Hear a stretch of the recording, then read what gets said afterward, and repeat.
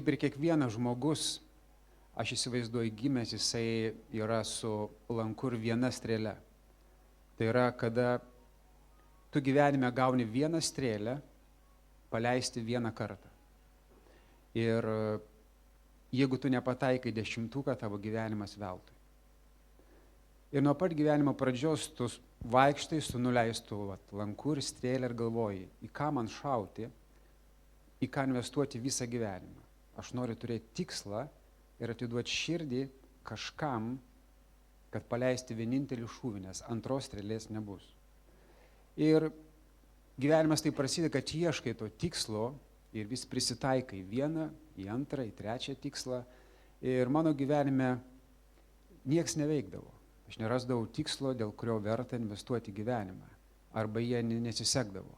Pradedant nuo pat vaikystės, reiškia, muzikos mokykloje, tai reiškia, fortepijonų negali groti, nes rankos netokios, klarnetų negali, pirštai trumpi. Pradėjau triūbę, sako, lūpos per storos. Ir viską bandai ir nieko. Bandžiau karatistu būti, sako, pėdos per didelės. Ir kaip vienas sako, slidės norėjau namuoti, sako, kam tau slidės?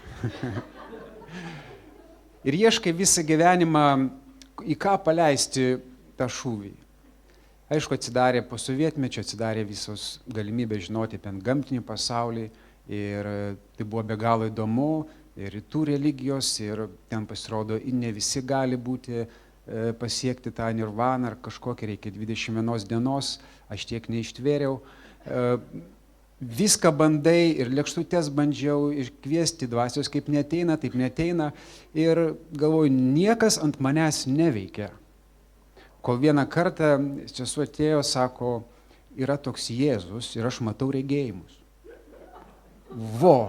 Jeigu jau mano sesuo mato regėjimus, aš turiu vilties, kad ir čia kažkas gali suveikti.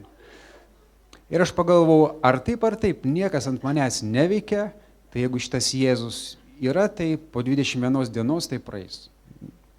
Ir aš išėjau miškelį ir pasakiau, Jėzau, jeigu tu toks esi, ateik tu pas mane tiesiai širdin, mane žmonės taip lengvai nepaims. Ir po šitos maldos visas gyvenimas pasikeitė. Jėzus iš tikrųjų atėjo savo realumu. Tas antgamtinis pasaulis, jis yra toks realus, kad aš pasijaučiau radęs burtų lazdelę ir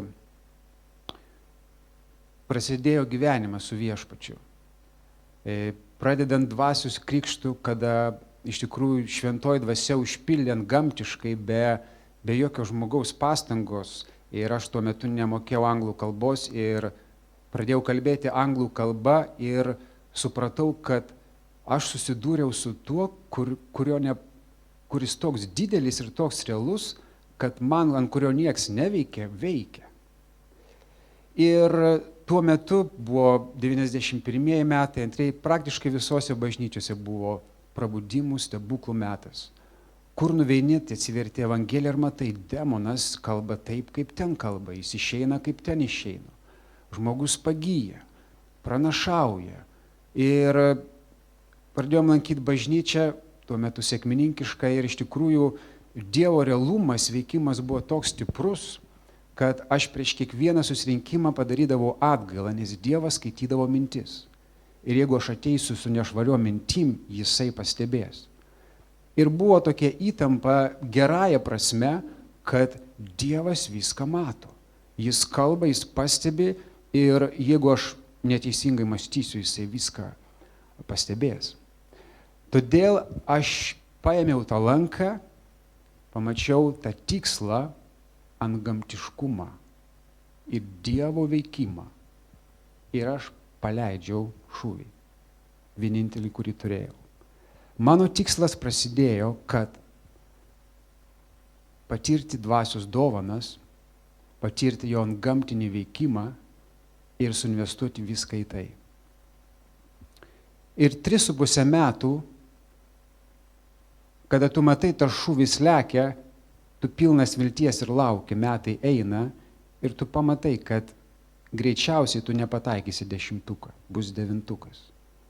Tu nusivilsti, paskui pamatai, kad greičiausiai bus 8. Paskui matai, kad galbūt pataikysi tik į taikinį. Bet viskas baigėsi mano gyvenime, kad Dievas pasakė, tu šoviai net ne į tą taikinį.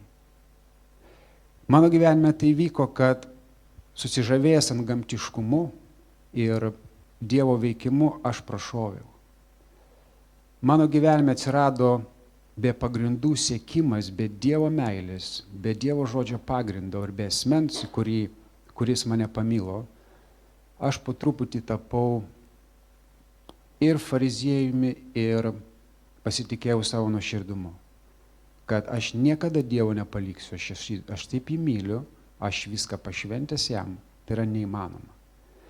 Ir vieną sykį net maldoje, bažnyčioje vienas brolis buvo atkritęs ir grįžo ir paskui vėl atkrito ir jis buvo atjungtas iš bažnyčios ir aš pasimeldžiau maldą, ačiū Viešpatie, dėkoju, kad aš netoks. Po savaitės aš buvau atskirtas nuo bažnyčios.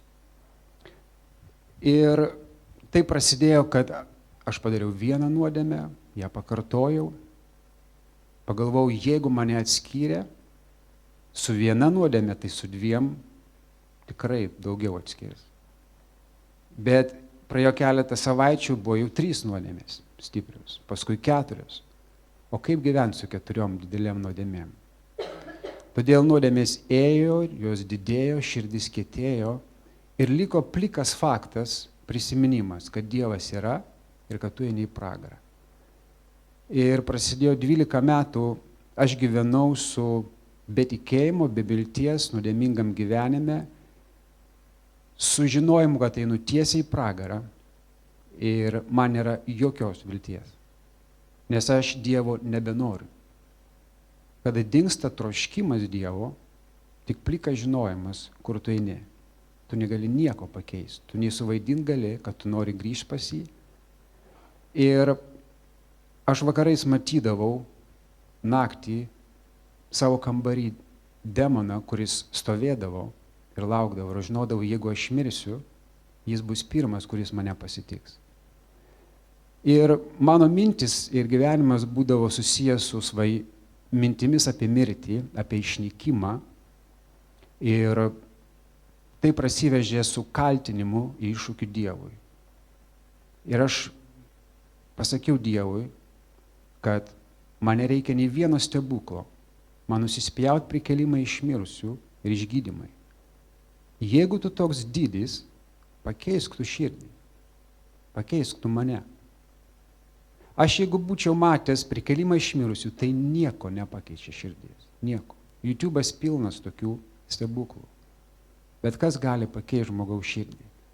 Ir aš Dievui sakiau, jeigu tu toks galingas, prašė čia tave, kas mane sukurti, vat imk ir pakeisk mane. Vat pažiūrėsiu, koks tu galingas.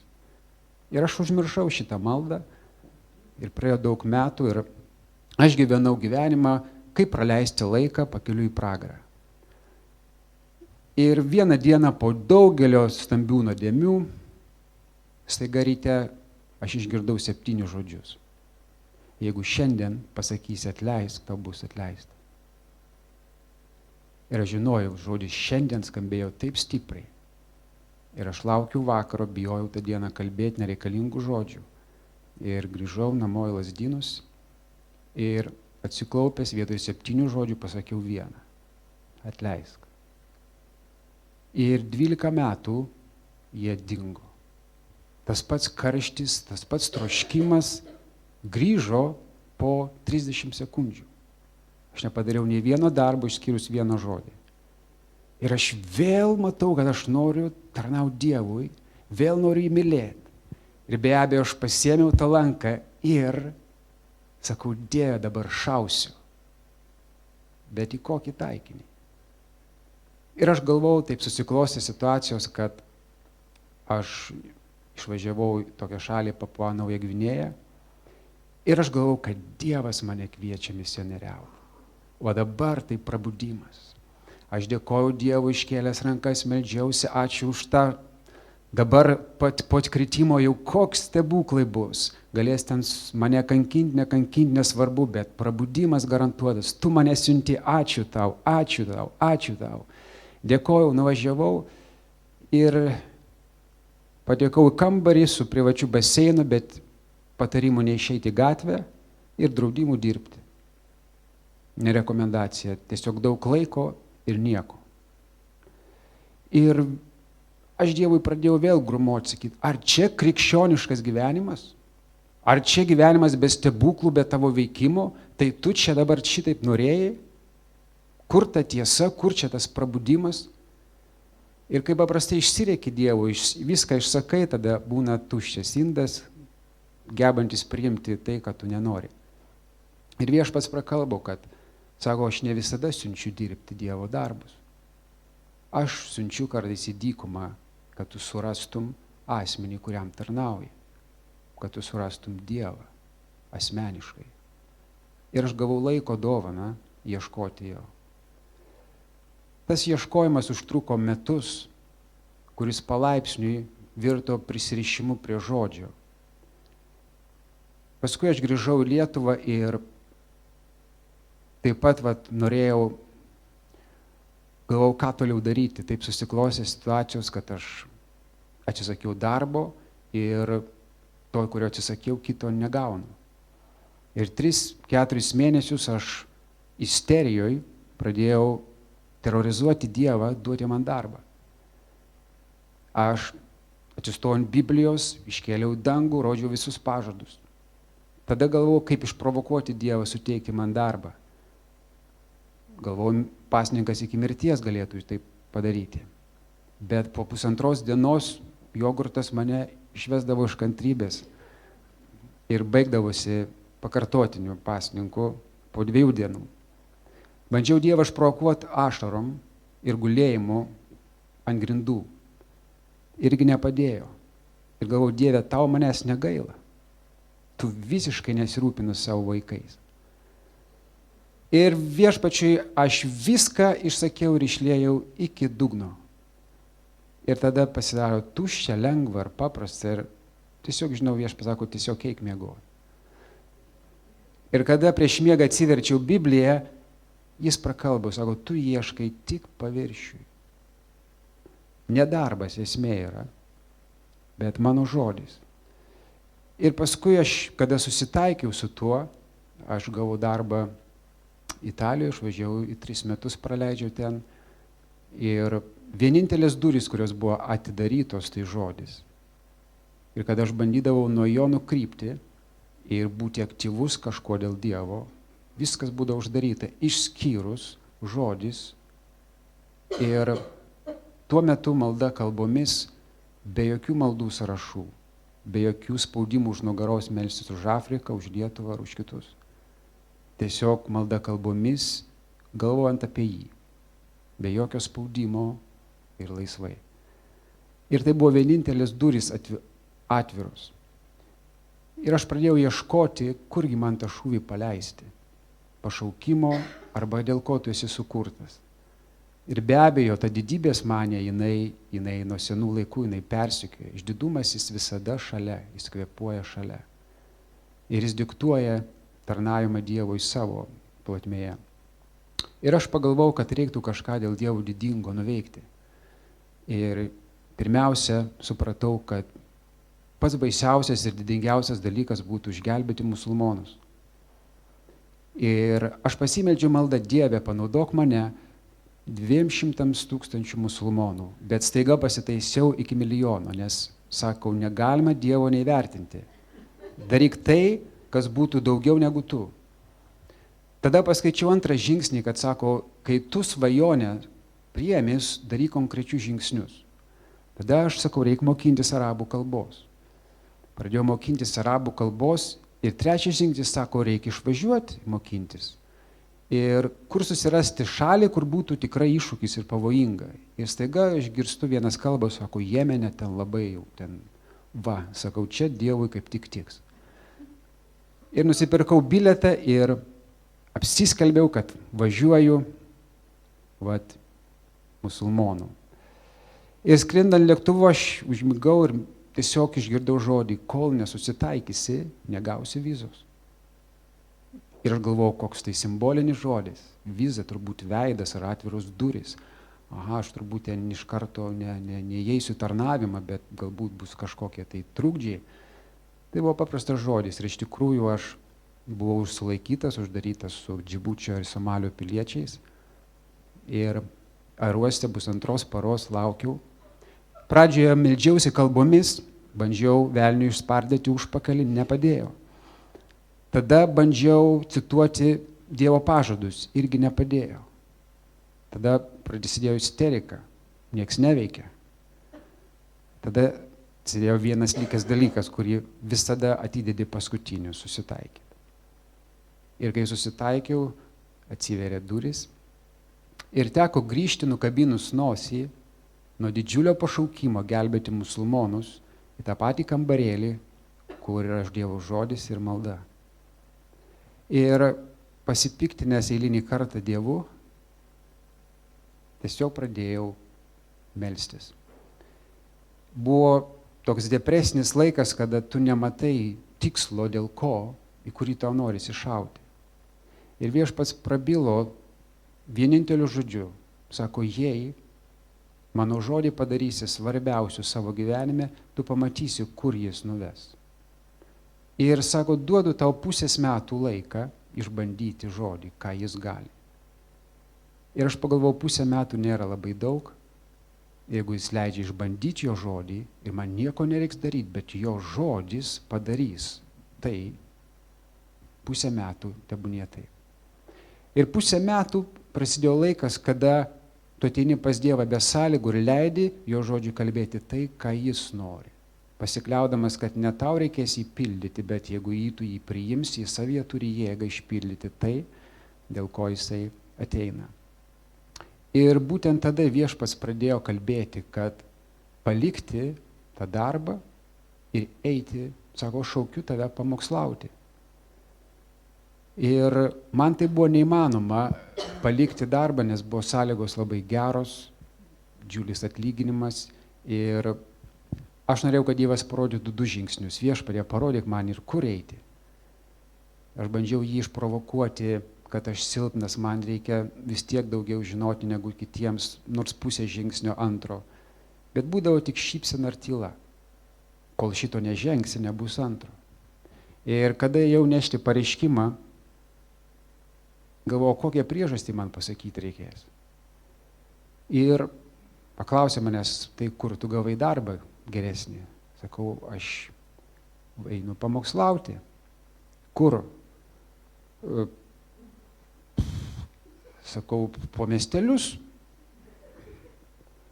Ir viduj sako, tugi blefuoji. Sakau, einu, tokios yra evangelinė bažnyčia miesteliuose pamokslauti. Va. Ir pažiūrėjo mane kaip į ligonį ir atleido. Bet pasiūlė, sako, 15 metų galim duoti tau, jeigu po kiekvienų metų tu persigalvoji, gali grįžti tą patį atlyginimą. Bet viduj šventoji dvasia sakė, jeigu pasiliksi šitą galimybę, tu negausi patepimo. Tu nesuprasi. Ir aš tada grįžau į Lietuvą, pilnai atsiskaitęs su viskuo ir niekas nevyksta. Aš tuo metu dar neturėjau bažnyčios, nelankiau, ravėjau daržą ir tam darže toks paprastas balsas, nu, kur tavo Dievas, kuris išvedė tave, a? Kur tie miesteliai, a? Šitoj skylėj tu ir supūsi, ravėdamas daržus. Ir iš tikrųjų atrodė, kad tikrai niekas nevyksta. Bet po to Dievas keitė viską ir atėjo pirmą, sako, prieš tarnavimą bus pirma šeima. Nes aš buvau nusprendęs būti Pauliumi ir vėlgi Dievui neteko pakeisti nuomonę. Ir kai visi pinigai sutaupyti ėjo iki nulio, Dievas sako, dabar laikas kurti šeimą.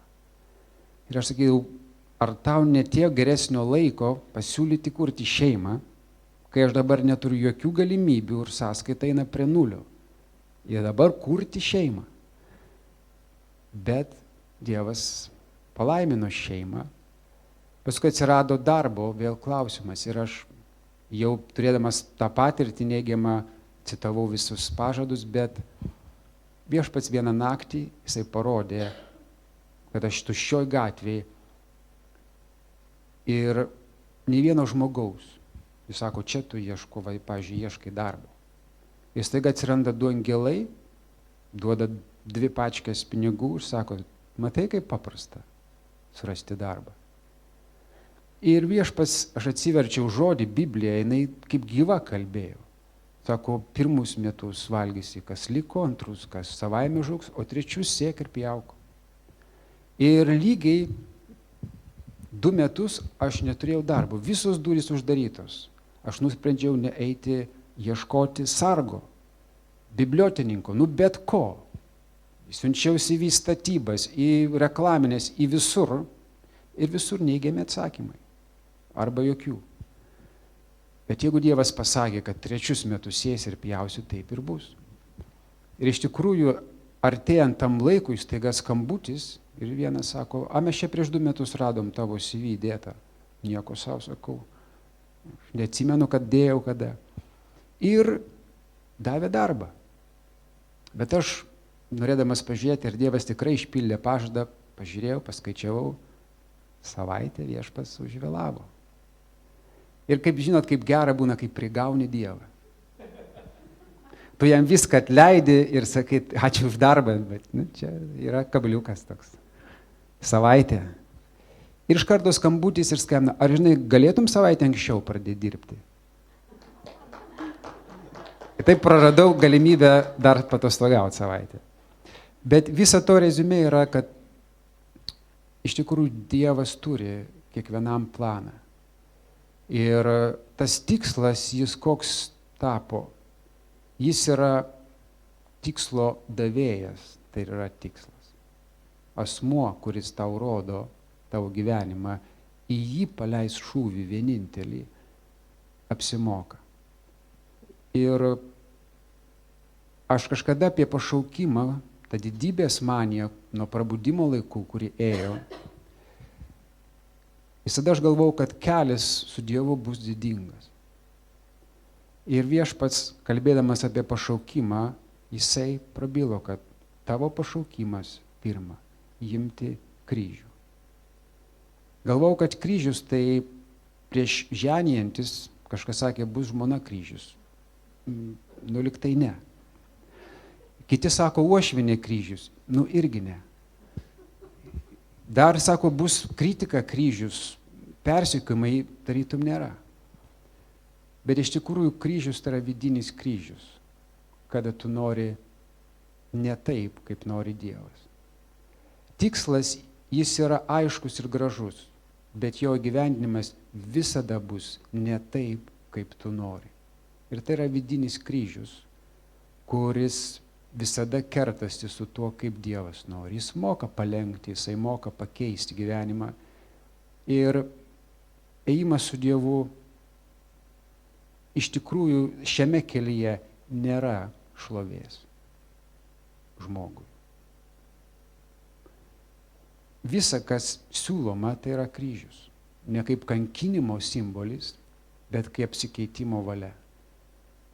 Ir Viešpats parodė, net jeigu ir pradžioj tu paleidi šūvį neteisingai, jisai paima tą strėlę, nukreipia teisingai ir visus tuos metus, kuriuos tu veltui, tarytum praleidi šaudamas ne ten, jis paverčia į gerą ir nukreipia į 10.